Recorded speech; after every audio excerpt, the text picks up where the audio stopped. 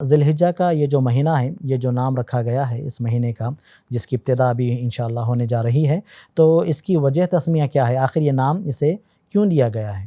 پہلی بات یہ ہے کہ سال کا یہ آخری مہینہ ہے ذی الحجہ۔ الحجہ، حج، حج، یہ سب حج کے نام ہیں۔ سورہ آل عمران میں اللہ تعالیٰ نے فرمایا وَلِلَّهِ عَلَى النَّاسِ حِجُّ الْبَيْتِ مَنِ اسْتَطَاعَ إِلَيْهِ سَبِيلًا، جی، تو یہاں پہ حج البیت، حج کہا گیا۔ اور سورۃ الحج میں اللہ تعالیٰ نے ماشاءاللہ یعنی حج کے نام سے ایک سورت بھی ہے، اس میں حج کا تذکرہ ہے۔ اس میں اللہ تعالیٰ فرماتے ہیں وَأَذِّن فِي النَّاسِ بِالْحَجِّ يَأْتُوكَ رِجَالًا وَعَلَى كُلِّ ضَامِرٍ يَأْتِينَ مِنْ كُلِّ فَجٍّ عَمِيقٍ، تو اس کو حج بھی کہتے ہیں، حج بھی کہتے ہیں، اور حجہ بھی کہتے ہیں۔ جی، اور حجہ کے معنی کیا ہیں؟ حجہ کے معنی، حج کے معنی، حج کے معنی سب ایک ہی ہیں، حج کرنا، قصد کرنا۔ قصد، جی، لغوی تعریف۔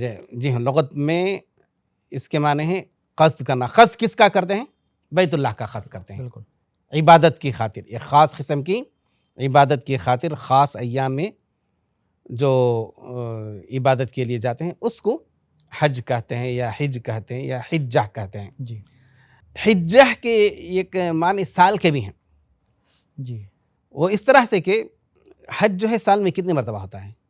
ایک ہی مرتبہ ہوتا ہے، تو اس لیے وہ سال کے معنی بھی حجہ کے آتے ہیں۔ اس لیے اللہ تعالیٰ نے فرمایا جب موسیٰ علیہ الصلوۃ والسلام کا ذکر آیا، مدین گئے تھے اور وہاں پر جن سے ملاقات ہوئی، جن کی لڑکی سے شادی کرنے پر اتفاق ہوا، تو انہوں نے یہ شرط رکھی تھی عَلَىٰ أَن تَأْجُرَنِي 8 حِجَج، کہ تم میرے پاس مزدوری کرو گے 8 سال تک۔ تو یہاں پہ حجج، حجہ کی جمع ہے، اور وہاں پر حجہ کے معنی سال کے ہیں، چونکہ سال میں ایک ہی مرتبہ حج آتا ہے، اس لیے اس کو سال کو حجہ بھی کہتے ہیں۔